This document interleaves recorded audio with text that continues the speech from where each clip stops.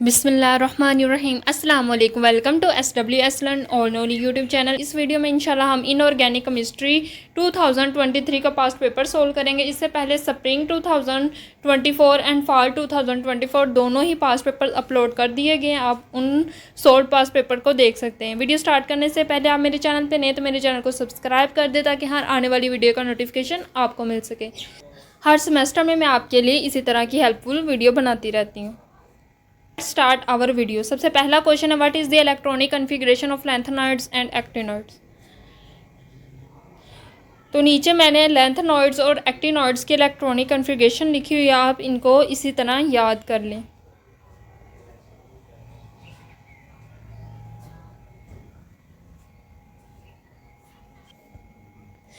Then question है, inner orbital complex और outer orbital complex में डिफरेंस बताना है।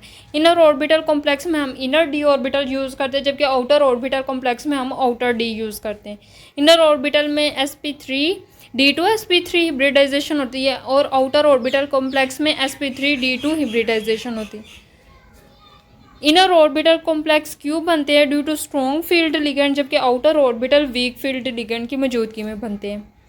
Inner orbital complex diamagnetic in nature होते हैं और आउटर ऑर्बिटल कॉम्प्लेक्स हमारे पास स्ट्रॉन्गली पैरामैग्नेटिक होते हैं। इनर ऑर्बिटल कॉम्प्लेक्स की लो स्पिन कॉम्प्लेक्स होते हैं, जबकि outer orbital complex high spin complexes होते हैं। साथ साथ मैंने एग्जांपल भी दे दिए। ये एग्जांपल थोड़ी एक्सचेंज कर लेना। जो इनर ऑर्बिटल कॉम्प्लेक्स में लिखी हुई आउटर ऑर्बिटल कॉम्प्लेक्स की, और जो आउटर ऑर्बिटल कॉम्प्लेक्स में लिखी हुई इनर ऑर्बिटल कॉम्प्लेक्स की। देन आते हैं, why are lanthanides and actinides are known as rare earth metals. Actinides and lanthanides rare earth metal इसलिए नहीं कहलाते कि वो अर्थ क्रस्ट पे रेयर है।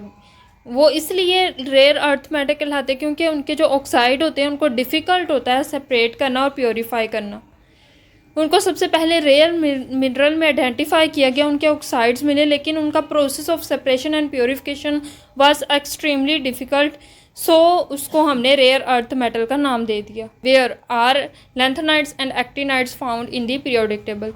दोनों को एक हॉरिजॉन्टल रोज में नीचे पीरियोडिक टेबल के शो किया जाता है, ठीक है। Give limitation of VBT. अच्छा, वीबीटी की बहुत ज़्यादा लिमिटेशन थी। ये ना कलर एक्सप्लेन करती थी, ना मैग्नेटिक प्रॉपर्टीज़, ना स्टेबिलिटी ऑफ कोऑर्डिनेशन कंपाउंड, ना ये हमें एक्सप्लेनेशन देती थी about thermodynamic stability and kinetic stability of coordination complex, ना ही हमें एक्सप्लेन करती थी strength of different ligand in spectrochemical series it does not provide, और ना ही हमें एनर्जी बताती थी इलेक्ट्रॉन की इनसाइड द मॉलिक्यूल्स। देन आते हैं, explain the magnetic behaviour complex by comparing in VBT and MOT picture of iron 2 complex. अच्छा, हमने आयरन 2 कॉम्प्लेक्स की मैग्नेटिक प्रॉपर्टीज़ देखनी है by VBT picture and by MOT picture. अच्छा, VBT picture क्या कहती है कि मैग्नेटिक प्रॉपर्टीज़ जो है हम एग्जामिन कर सकते हैं by the hybridisation of metal. जैसे हमारे पास इन्होंने एग्जाम्पल दी है हेक्सासियानो आयरन। इसमें आयरन आयंस जो है उसमें D6 इलेक्ट्रॉन्स है और स्ट्रॉन्ग फील्ड है, तो इलेक्ट्रॉन पेयर अप हो जाएंगे और डायमैग्नेटिक होगा। लेकिन अगर वीक फील्ड लिगेंड होगा तो इलेक्ट्रॉन पेयर अप नहीं होंगे और पैरामैग्नेटिक बिहेवियर होगा। ये अकॉर्डिंग टू वीबीटी है। जब अकॉर्डिंग टू एमओटी पिक्चर देखें तो एमओटी कहती है कि एटॉमिक ऑर्बिटल कंबाइन करते हैं मॉलिक्यूलर ऑर्बिटल बनाने में, और जितना ज़्यादा लिगेंड होगा वो स्ट्रॉन्ग होगा उतना ही ज़्यादा डिफरेंस आएगा between bonding and non bonding, bonding and anti bonding molecular orbitals, और उतना ही ज़्यादा स्प्लिटिंग होगी और उतनी ज़्यादा हमारे पास डाया या पैरामैग्नेटिक बिहेवियर आएगा। अगर तो स्प्लिटिंग कम हुई है तो डायामैग्नेटिक, अगर स्प्लिटिंग ज़्यादा हुई है यानी कोई हमारे पास स्ट्रॉन्ग फील्ड लिगेंड आ गया तो वो क्या करेगा, स्प्लिटिंग ज़्यादा कर देगा और इलेक्ट्रॉन पेयर अप हो जाएंगे, डायमैग्नेटिक बिहेवियर होगा। लेकिन अगर वीक फील्ड लिगेंड तो ज़्यादा स्प्लिटिंग नहीं कर पाएगा, इलेक्ट्रॉन अनपेयर ही रहेंगे और पैरामैग्नेटिक बिहेवियर शो करेंगे। Give 2 example of metal complexes in biological system. ये कुछ एप्लीकेशन है मेटल कॉम्प्लेक्सेस की इन बायोलॉजिकल सिस्टम, आपने ये कर लेनी है। देन है, give the name of some groups of elements of lanthanide ores. एक को हम सीरियस सब ग्रुप कहते हैं और एक को येट्रिया सब ग्रुप कहते हैं। What is role of spectrochemical series. पहले स्पेक्ट्रोकेमिकल सीरीज़ की डेफिनेशन, फिर स्पेक्ट्रोकेमिकल सीरीज़ ड्रा करेंगे। देन हम क्या करेंगे, ये हमें हेल्प करती है कि प्रिडिक्ट करने के लिए लिगेंड की स्ट्रेंथ को। Then what are the uses of lanthanide and actinide in industry and technology. पहले हम यूजेस ऑफ लैंथेनाइड देखेंगे इन इंडस्ट्री। ज़्यादातर ये ceramic industry, glasses, leather industry में हमारे पास यूज़ होते हैं। टेक्नोलॉजी में भी देख लें।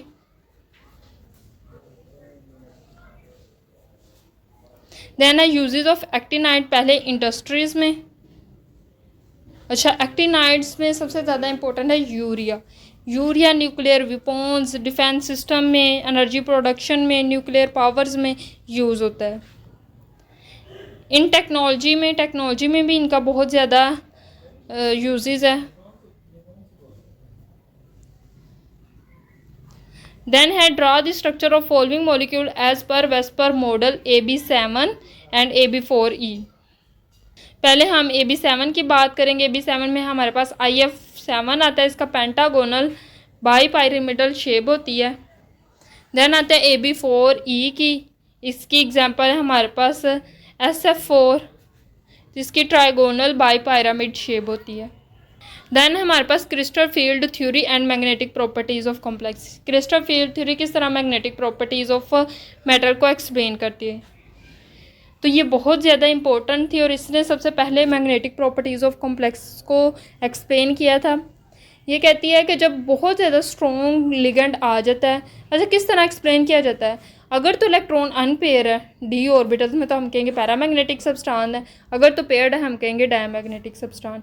अब अगर कोई स्ट्रॉन्ग फील्ड लिगेंड आता है, वो क्या करेगा, स्प्लिटिंग ज़्यादा करवा देगा। स्प्लिटिंग ज़्यादा हो जाएगी यानी डेल नोड ज़्यादा हो जाएगा पेयरिंग एनर्जी से, तो इलेक्ट्रॉन पेयर अप हो जाएंगे।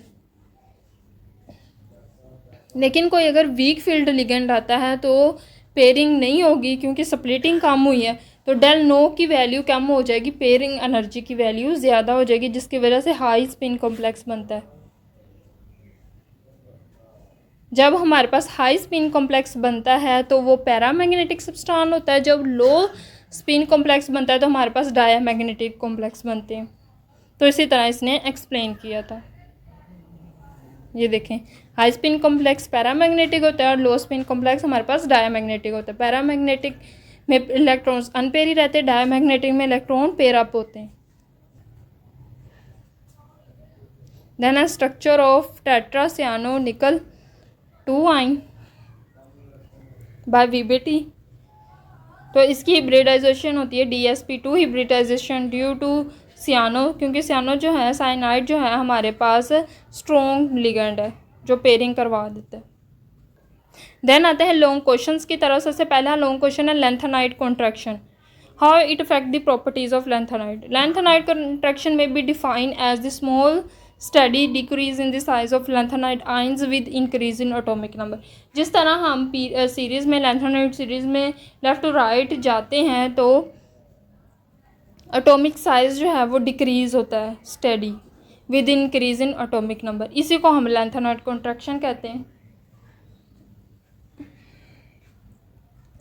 इसके काजेज़ क्या हैं, जैसे जैसे हम सीरीज़ में मूव करते हैं तो एक एक इलेक्ट्रॉन भी इंक्रीज़ होता है और एक एक जो न्यूक्लियर चार्ज भी इंक्रीज़ होता है। लेकिन इम्परफेक्ट शील्डिंग होने की वजह से जो नेट न्यूक्लियर चार्ज होता है ना, वो ज़्यादा इंक्रीज़ कर जाता है, जिसकी वजह से सीरीज़ की कॉन्ट्रैक्शन होती है। इसी को हम कहते हैं लेंथेनाइड कॉन्ट्रैक्शन। इसकी एग्जांपल भी दी गई, L3 पॉजिटिव से Lu3 पॉजिटिव तक जाने में आयोनिक रेडियस डिक्रीज़ होता है from 106 picometre to 85 picometre. Then है effects of lanthanide contraction on the properties of lanthanides। तो डिफरेंट lanthanide प्रॉपर्टीज़ पे lanthanide contraction के बहुत ज़्यादा इफ़ेक्ट्स हैं। सबसे पहला इफेक्ट है एटॉमिक एंड आयोनिक रेडियस। जैसे ही हम lanthanide contraction की वजह से क्या होता है, डिक्रीज़ होता है atomic and ionic radius across the series. क्योंकि नेट न्यूक्लियर चार्ज इंक्रीज़ होता है। देन होता है ionization energy. Ionization, this increase nuclear charge and smaller ionic radius lead to higher ionization energy. अच्छा, जैसे ही न्यूक्लियर चार्ज इंक्रीज़ होता है तो लैंथेनाइड जो होता है वो कॉन्ट्रैक्ट कर देते हैं, अब इसकी वजह से जो वैलेंस शेल पे इलेक्ट्रॉन्स हैं उन पे न्यूक्लियस की अट्रैक्शन ज़्यादा होती और उनके लिए फिर उनको बाहर निकालने के लिए एनर्जी ज़्यादा रिक्वायर्ड होती, इसलिए आयनाइजेशन एनर्जी जो है वो इंक्रीज़ कर जाती। अब डेंसिटी की बात करें, due to the decrease in volume and increase in mass the density of lanthanide increases. चूँकि मैस जो है वो इंक्रीज़ हो रहा है लेकिन वॉल्यूम जो है वो डिक्रीज़ हो रहा है, क्योंकि रेडियस क्या हो रहा है, स्मॉल होता जा रहा है। जो लैंथेनाइड्स के सीरीज़ में आगे जाते जाएं तो एलिमेंट्स क्या उनका साइज़ कम होता जा रहा है, यानी वॉल्यूम कम होता जा रहा है लेकिन उनका मैस तो हैवी हो रहा है ना, एटॉमिक नंबर भी इंक्रीज़ हो रहे, इलेक्ट्रॉन्स भी इंक्रीज़ हो रहे, जिसकी वजह से उनकी डेंसिटी जो है वो इंक्रीज़ हो जाएगी। Melting points and boiling points, hardness भी बात करें, इसमें क्या होता है कि जैसे ही साइज़ डिक्रीज़ करता है जो अट्रैक्शंस होती है बिटवीन दी एटम्स वो ज़्यादा अच्छे से होती है, जिसकी वजह से मेल्टिंग और बॉइलिंग पॉइंट और हार्डनेस भी इंक्रीज़ कर जाती। दैन आते हैं basicity of hydro oxide. Lanthanide contraction की वजह से जो आयोनिक रेडियाई होता है वो डिक्रीज़ होता है, लेकिन कोवलेंट करैक्टर जो होता है ना लैंथेनाइड्स का वो इंक्रीज़ होता है। जैसे ही कोवलेंट करैक्टर इंक्रीज़ होगा तो बेसिसिटी स्ट्रेंथ है ना वो डिक्रीज़ होना शुरू हो जाएगी, यानी जो पहला लैंथेनाइड एलिमेंट है उसका जो हाइड्रोक्साइड है वो ज़्यादा बेसिक है देन लास्ट लैंथेनाइड एलिमेंट को पकड़ें। देन आते हैं hybridisation of AB8 and AB9 molecules. सबसे पहले हम AB8 की देखेंगे। AB8 D4sp3 हिब्रिडाइजेशन शो करते हैं। इसमें 3 तरह की ज्योमेट्री बनती, स्क्वायर एंटी प्रिस्मेटिक, डोडेकाहेड्रॉन और हेक्सागोनल बाई पायरामिडल। अच्छा, ये जो ज्योमेट्री है ये डिपेंड कैसे करती है, कौन सी ज्योमेट्री बनेगी? पहले ये डिपेंड करती है nature of centre metal ion, दूसरा ये डिपेंड करती है नेचर ऑफ लिगेंड्स। सबसे पहली ज्योमेट्री की बात करेंगे स्क्वायर एंटी प्रिस्मेटिक स्ट्रक्चर। इसमें हमारी एग्जांपल है ReF8। उसकी हिब्रिडाइजेशन भी दिखाई हुई है, देन स्ट्रक्चर भी साथ एक्सप्लेन किया हुआ। देन आती है हमारे पास सेकेंड टाइप डोडेकाहेड्रॉन। इसमें हमारे पास एग्जांपल आती है MOCnCO8 आ सकता है, MOCn8 आ सकता है। इसकी ज्योमेट्री भी साथ एक्सप्लेन की गई है। Then third one geometry hexagonal bipyramidal geometry. इसमें हमारे पास आते हैं PaF8,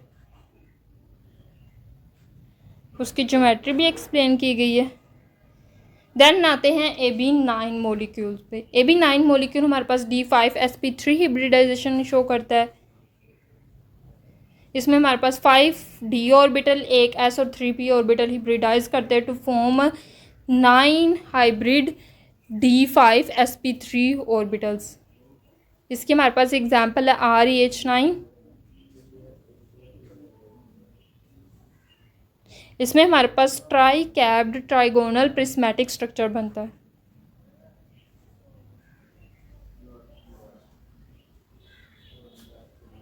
ये थी हमारी वीडियो। मुझे उम्मीद है कि आपको वीडियो पसंद आई होगी। वीडियो अच्छी लगी तो वीडियो को लाइक कर दें और मज़ीद इसी तरह की वीडियोस के लिए मेरे चैनल को सब्सक्राइब कर दें।